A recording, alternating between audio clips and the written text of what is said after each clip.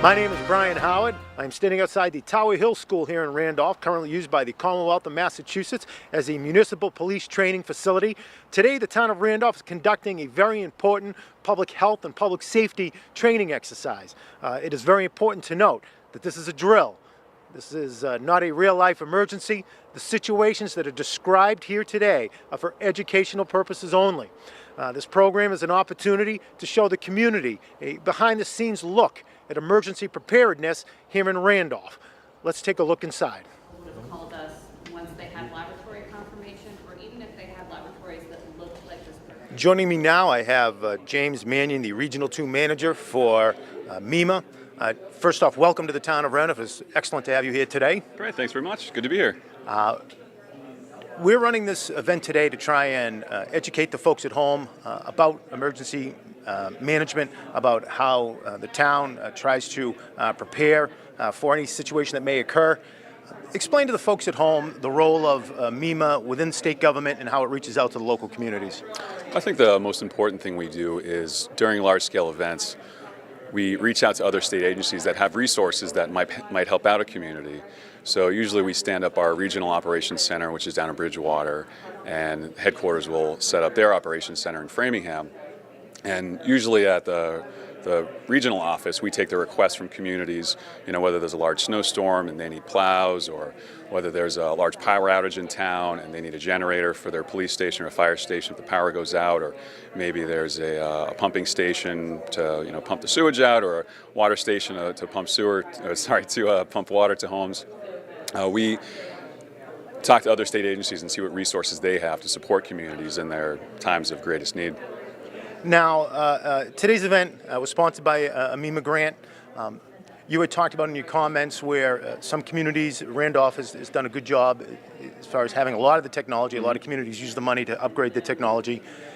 And you were impressed that Randolph uses theirs to run an event like today. Why is it so important that communities run events like today? The first few years that we had the grant, I think we've been doing it for about 5 years now. A lot of communities were buying equipment, but there's really only so much equipment that you can use for emergency responses, and it's great to see a community use this to really equip the people in town to better respond to some type of major event. And doing trainings like this really mentally prepares all the people, all the municipal employees who are, going to be asked to help out with large-scale disasters to, help the people in their community. I know when I was a kid growing up, say you lost power, there was a major event, you'd be listening to your transistor radio, trying to get some information. How has the world changed, and how has emergency services adapted to how families and technology works? It's changed a lot. There are a lot more ways that we can communicate with the public now. We can still do it over the radio. We still have the emergency alert system that we can activate, but now there are apps that people can download onto their cell phones to get information from us. We recently made a deal with Ping 4 is the name of the company, and it's a free app that anybody can download, and that's really the quickest way for anybody in a community, any regular citizen, to get information from us. And we can use that where we can literally zero in on a building and send a message to people in that building, and if they have a cell phone, then just that area will get it. So there's also all kinds of other types of we can also use the wireless emergency alert system to notify large swaths of people, not as fine as kind of focused as the Ping 4 app, but as cell phones adapt and as new cell phones come out, they're all going to be equipped with a wireless emergency alert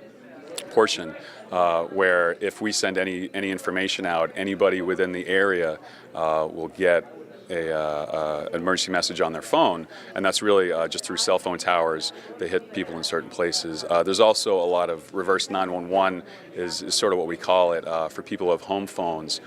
We can send messages out to, and actually a lot of communities have purchased this for themselves, but we can sort of do it on a wider basis, where if we wanted to push a message out via home phones, we could do that really to any town and any community we really needed to. And usually we always ask the community leaders first about that. We don't just all of a sudden push a message out. We usually say, hey, there's something going on. Is it okay if we do this? In some cases, maybe if there was an earthquake, we would push a message out just to let people know that it happened and who to call to report any damage to report whatever type of damage that they might have. So there's a lot of ways to push messages out now, and it's kind of makes our job a lot easier. And today's event is a drill for a meningitis situation. When people think of emergencies in New England, the snowstorms, it's usually weather-related events, but it can really push the gamut. What is the best way for people to be prepared for an emergency, considering such the wide variance of what an emergency can be? Actually, FEMA has some really great programs. If you go to FEMA.gov, I think it's under Preparedness there, and it has a list of things that people should probably have on hand, or if somebody is asked to evacuate from their home, the kind of things that they should think about bringing with them. Also on our website at mass.gov/MEMA, there's also information there that links you directly to FEMA to list out the kind of stuff that people should think about ahead of time. And it's really good, maybe just once a year, to get the family together and talk about if something big happened and you didn't have your cell phone to use, where you would meet. It's good to set up a place, whether it's a family member, maybe some distance away, maybe 20, 30 miles away, or just somebody at a distance that everybody should call to let them know that they're okay. Because people rely on their cell phones a lot now, and if there was ever any major power outage that lasted a long time, or maybe a sudden earthquake where cell phone towers went down, it would really restrict people's use of cell phones and would really restrict communication. So it's just good to have some plans in place ahead of time and make sure everybody in the family understands exactly what to do. Joining me now is Brian Gallant, the Emergency Management Director for the town of Sandwich. Also holds a lot of other roles, and one of those, luckily, for the town of Randolph. You've been a great friend to Randolph, working on emergency planning, working with Cheryl Cates, with John McVeigh. Tell us a bit about today's exercise. What is it that, what are we trying to accomplish when we run an event like today? Well, whether it's a public health emergency or a snowstorm event, the whole community is involved and is affected. So what we did today, what we've done over the past 2 years, actually, is we've decided to put together a committee comprised of many of the town department heads and vulnerable population groups and things like that, private organizations, to better prepare Randolph in the event of any emergency, whether it be public health or otherwise. So today's event is really a culmination of the 2-year process. A year ago we had a tabletop exercise involving meningitis, and this is a continuation of that event. And we thought, rather than do a smallpox or a flu event like every other community, this really taxes the community to the next level. And it really does. I mean, this is an actual event that occurred just about 3 weeks ago in the town, and as a result of that, we tweaked the exercise a little bit. But good working group here. It's been fantastic working here, and I think the town is much better prepared than it was even 2 years ago. What is the different groups that are broken out here today? What are the types of discussions that happen at these tables? We're using the incident command system, and as a result, we have different tables. So we have a unified command table, which is right behind us. They're the decision makers, and it's unified because we have somebody from town administration, we have somebody from the health, we have somebody from police, somebody from fire. The key decision makers are all sitting at this table, and everybody has a voice in the process. They have a series of questions that they're answering. We have an operations group. They're really the get-it-done folks. They're dispensing medication and doing this epidemiology and surveillance investigations. The planning group is really just that, planning. What's the next operational period going to look like? What do we have to do? Who do we have to contact? Things like that. Logistics, what do we need? The get stuff people. Do we need medication? Do we need food? to feed, people. We have a finance table. Somebody's got to pay for the staff, the school, the janitors for the school, the medication, overtime for people if that's involved, and things like that. Rich Mannion from MEMA mentioned a lot of communities get these grants. They sometimes continue to buy more technology, hardware. Randolph has chosen to go to the next step, which he was very pleased to see, where you're running this type of a drill. Why is that so important? It's great to get the stuff, but you got to use the stuff. Right. And what we've decided to do here in Randolph is use, you got stuff before, computers and things like that, but we're taking that money and we're actually using it to exercise the staff and the tools, that were given to us, the computers and things like that, the iPads, and people are using those kind of things today. So it better prepares the community, because even though they're simulated exercises, it helps you when the real thing happens, and that's really the gist of today. With fire service, there's rehab that happens when you pull. Joining me now, I have John McVeigh, the Director of Public Health here in the town of Randolph. John, welcome. Oh, thank you, Brian. Can you let the folks at home know who are watching what is today's event all about? What is the goal of today's event as far as being prepared? Well, as you know, incident command is very important. It's an entity that needs to be done local level, state level for emergencies. Today we have meningitis, testing that incident command system and the unified command. We'd like to see if all the players in the town can actually work with each other seamlessly in an event of emergency, and how public health works with police and fire, town manager's office, state level, other players.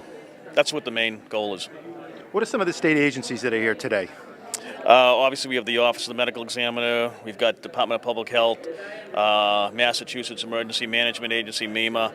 I think we have MRC, which is not a state agency, but they're helping as well.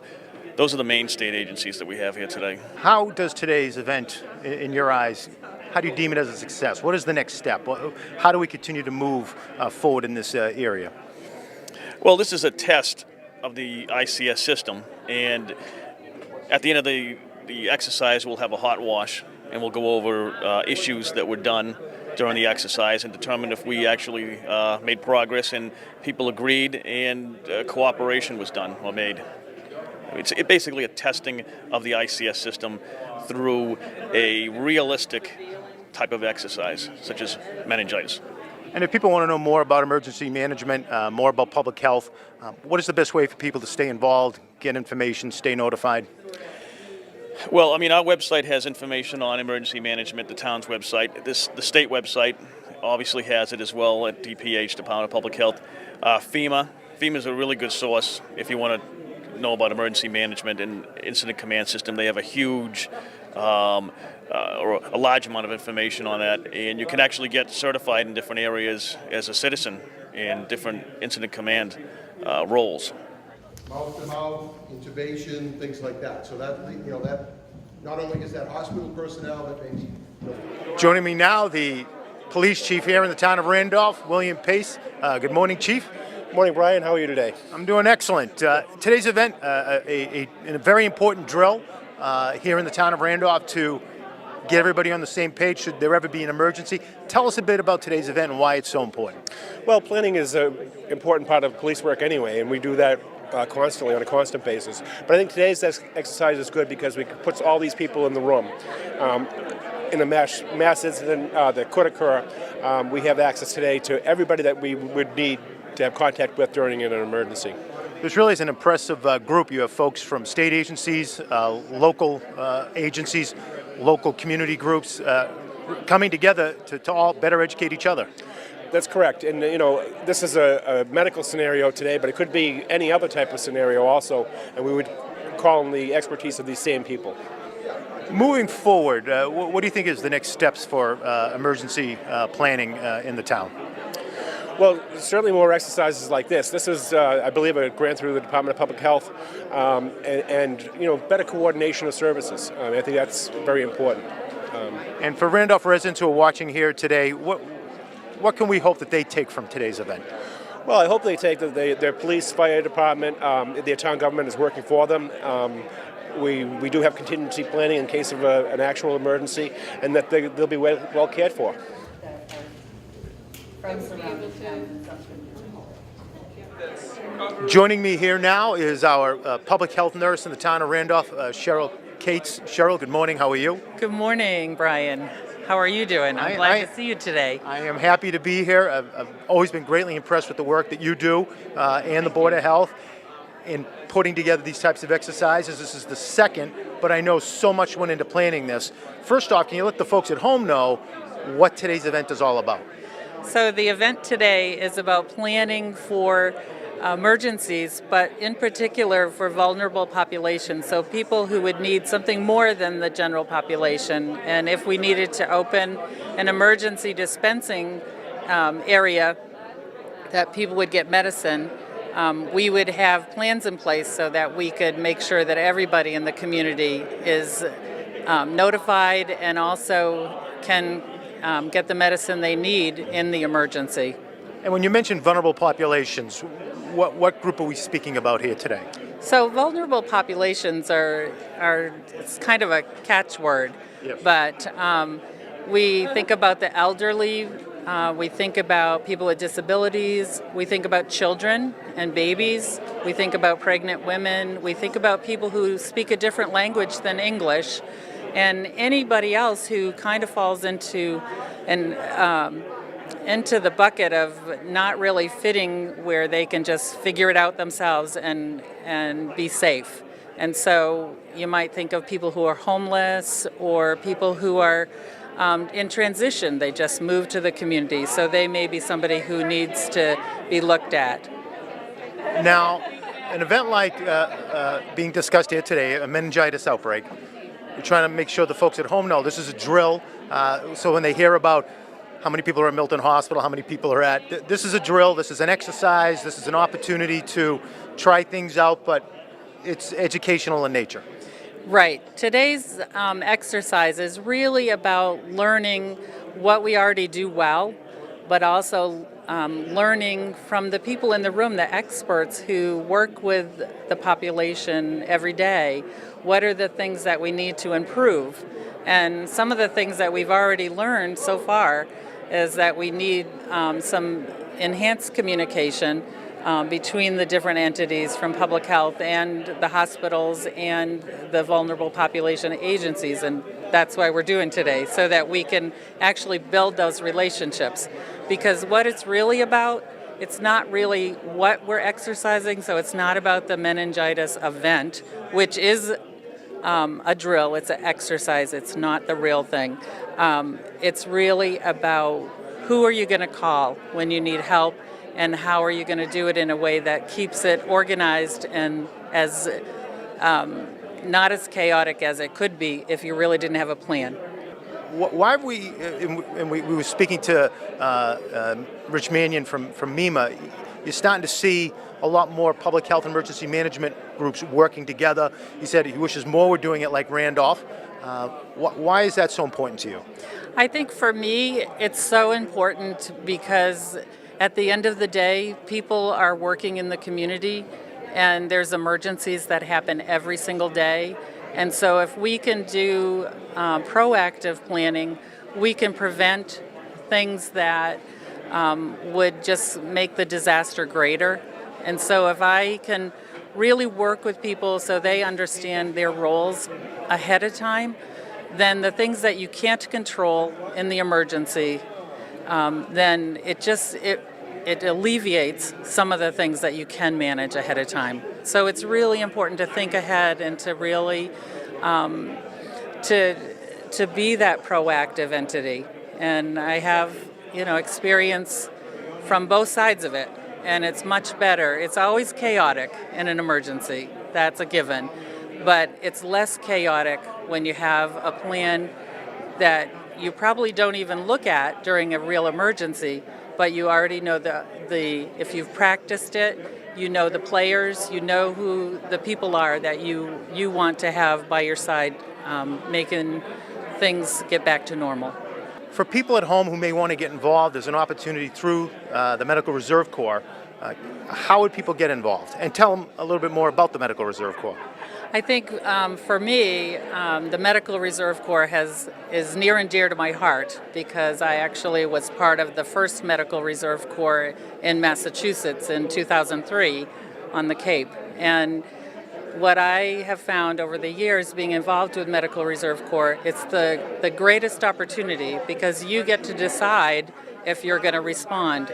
But the whole point of the Medical Reserve Corps is signing up ahead of time so that if you do choose to respond, that you are already affiliated and credentialed, and so you're a known entity and you can do something really great to give back to the community. And so it's a really good opportunity for people to be involved. Meetings happen for training and sometimes they provide continuing education for credentialed volunteers, and it's just the opportunity for when the incident is so big that it exceeds what the operations of the community can manage. And so it's really about helping out. It's not a first response, it's really a secondary response for when the existing systems become overwhelmed. And if somebody wants to get involved locally, how would they do so? If somebody wants to get involved locally, they can contact my office at the Board of Health, and they can give me their contact information, and I would refer them to Rick Roos, who's the coordinator for the SHARE Medical Reserve Corps, and that covers the 4 towns of Stoughton, Holbrook, Avon, and Randolph, and soon to be, I believe, Abington. And so it's a great group. It doesn't hurt at all because you get to decide whether you volunteer. And your number to reach you at? And my number is, it's 781-767-1406. And you can also find me on the town website under the Board of Health. For the volunteers. And I guess with fire service, there's Joining me now, I have Louise Carcione, the Director of Emergency Planning for the Department of Mental Health. How are you? I'm fine, thank you. Thank you very much for joining us here today. My pleasure. What is the role of the Department of Mental Health in a situation like we're describing here today? Well, it's twofold. One is to assure that there is a component that includes planning for vulnerable populations, people who are mental health clients who are living in your community, and there is representation of staff from provider agencies here who are participating, and they're responsible for the care of the people who live in the community. That's one part of it. The other part of it has to do with providing training for example, one of the models is psychological first aid, where we train folks who are willing to respond in time of disaster to know how to deal with people who have been traumatized, which is totally different from dealing with people who have a mental illness. It's just dealing with people who have been traumatized. And why is a training session or a drill like today just so important in that process? Well, because you don't ever want to go to an operation as a deployed, trained person and meet people for the very first time. For one thing, you want to know them before you involved in a real operation. The other thing is it's critically important to know whether or not the planning components that you have included in your outline can be tested. This is one way of testing it, is by doing it, it's like a dry run, so you're doing it with one another, and then sometimes it occurs to you when you're dealing with someone not from within your own agency but from another group, it occurs to you that you forgot this one little thing that's critically important, and you find that out in the drill or the tabletop. And in events like today, what is probably the most important thing that you walk away from saying, geez, you know, this really worked out very well? Well, it sort of gives credibility to the planners in any community, and of course, in this case, it's in the town of Randolph, that the town of Randolph officials and the people who are involved in emergency planning and response are in fact capable of responding. It gives you that sense of security. Would have called us once they had laboratory confirmation, or even if they had laboratories that looked like this. Joining me now, I have Paul Mione. Paul serves as a member of our town council, but he is also a member of our local medical reserve corps. So I'm hoping that we'll be able to use this as an opportunity to highlight their fine effort. There are representatives here today. Tell us a bit about the MRC. Well, my husband and I joined the Medical Reserve Corps, several years ago. Maybe it's been about 8 years. And it's a great organization. You don't need any background training or expertise. Anyone can do it. They offer free trainings throughout the year. I got my CPR training through them.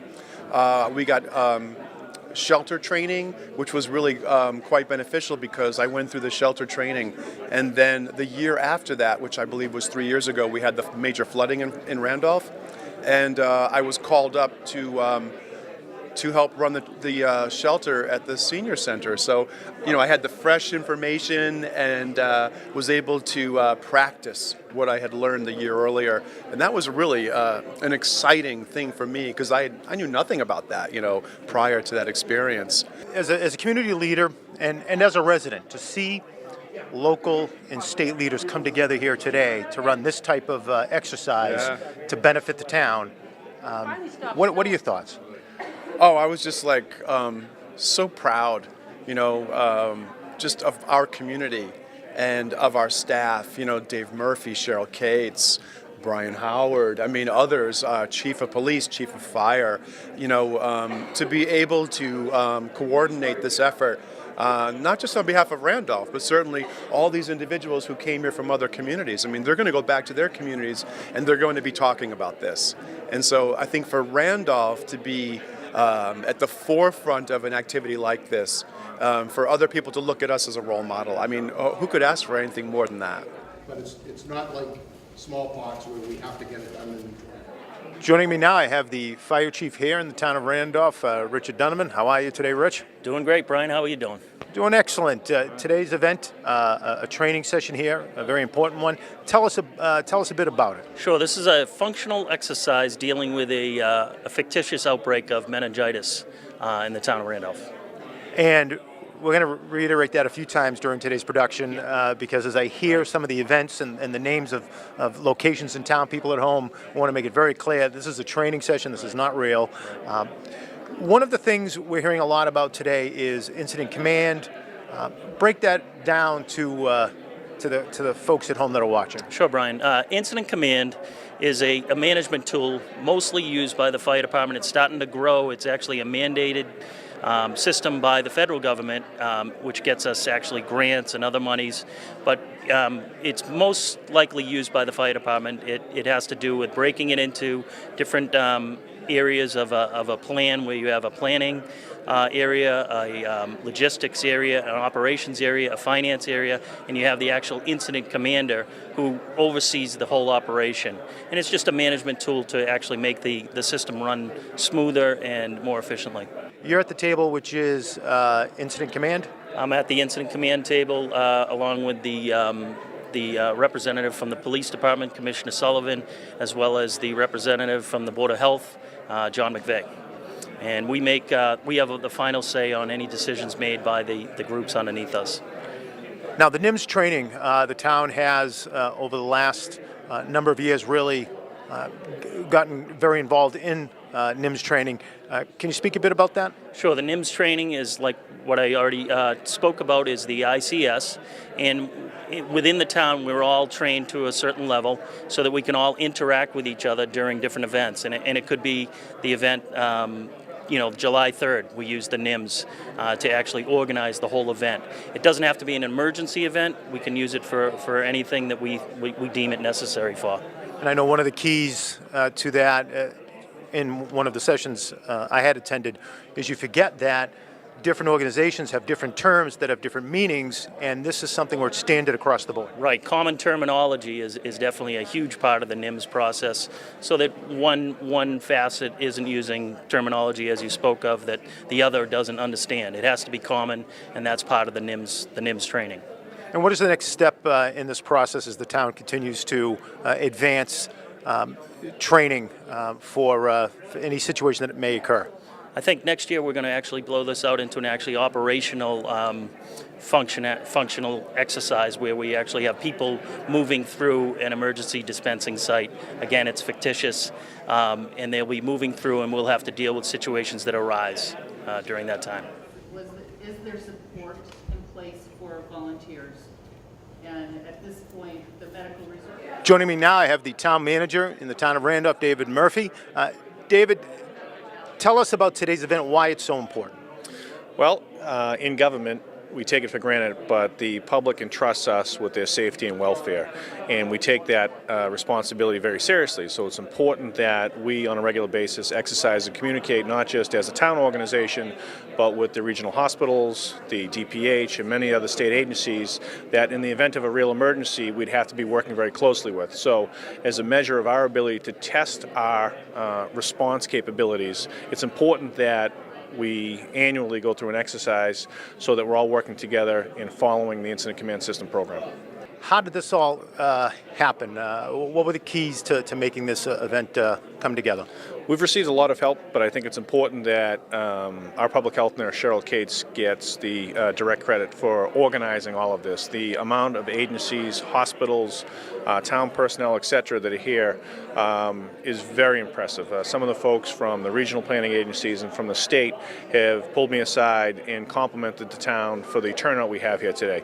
Now, I think that's a testament to Cheryl and her planning committee from both police and fire and public health here in Randolph, that they've been able to do the outreach to get the people at the table from the regional hospitals, from the state agencies, from the state planning agencies. They all have very busy jobs, and for them to set aside some time to really exercise with us here in Randolph is, I think, very important for our residents. How can we engage the residents moving forward into the next step is becoming more involved in this process? I think one of the areas where government can always improve is in its communication strategy.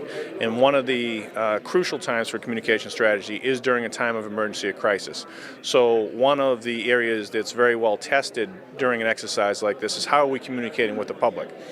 As a government agency and as residents of this town, I would strongly encourage people to connect with their town government on a regular basis. Today it may be about a town council meeting or something that they may not be as interested in, but for an emergency situation, it's very important that there be immediate contact.